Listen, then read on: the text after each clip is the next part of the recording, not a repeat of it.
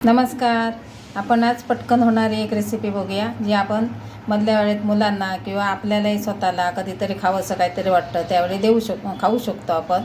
त्याच्यासाठी इथे मी एक गड्डा लसूण सोलून घेतला आहे, त्याच्यात थोडंसं मी पाणी टाकलं आहे. आता हे आपल्याला मिक्सरला बारीक फिरवून घ्यायचं आहे आणि नंतर गाळून घ्यायचं हे पाणी. हे बघा, असं फिरवून घेतलं आहे. आता ह्याच्यात थोडंसं मी पाणी टाकते आणि तेही ह्याच्याबरोबर घेते आणि नंतर आपल्याला हे गाळून घ्यायचं.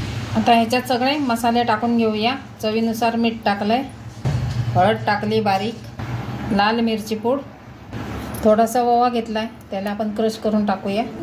ह्याच्यामध्ये आता मी मोठा 1 चमचा तेल टाकते. तेल आता हे नॉर्मलच आहे, गरम तेल वगैरे नाही टाकलं आहे मी. आणि 1 चिमूटभर सोडा. आता हे आपल्याला कालवून घ्यायचं आहे, म्हणजे जास्त पातळ नाही घट्ट नाही असं ठेवायचं आहे. ह्या पाण्यामध्ये मी बघते, लागलं तरच आपल्याला पाणी घ्यायचं आहे आणि पातळ वाटलं तर थोडं पीठ वाढवायचं आहे. ते हे पातळ झालेलं आहे लसूणच्याच पाण्यात. याला आता मी थोडं अजून पीठ घेते त्याच्यामध्ये आणि तुम्ही चव बघायची, तिखट मीठ कसं झालं आहे, बरोबर झालं आहे का. ह्याच्यात आता अजून मी थोडंसं पीठ घालते. थोडं मी पीठ टाकलं आहे अजून.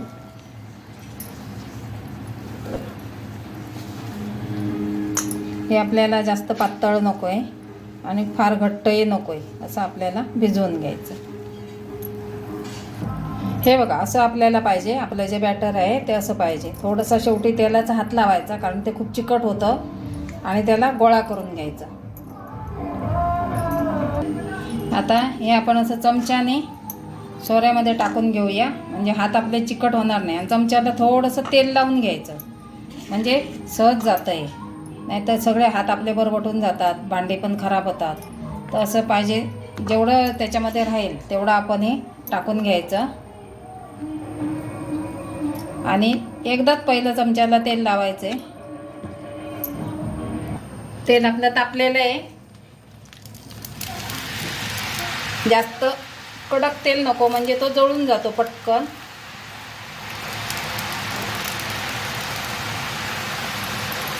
मस्त असा शेव तयार होतो. लसूण ओवा टाकलेला चटपटीत असा शेव तयार होतो. लहान मुलांना मधल्या वेळेत किंवा आपल्यालाही मधल्या वेळेत खावंसं वाटलं तर असं आपण हे घरचं खाऊ शकतो. आता एका बाजूने झालं का लगेच आपण पलटून घेऊ. आता ह्या बाजूने झालेलं आहे, आता आपण हे पलटून घेऊया. बघा, मस्त असा शेव आपला झटपट तयार झाला आहे.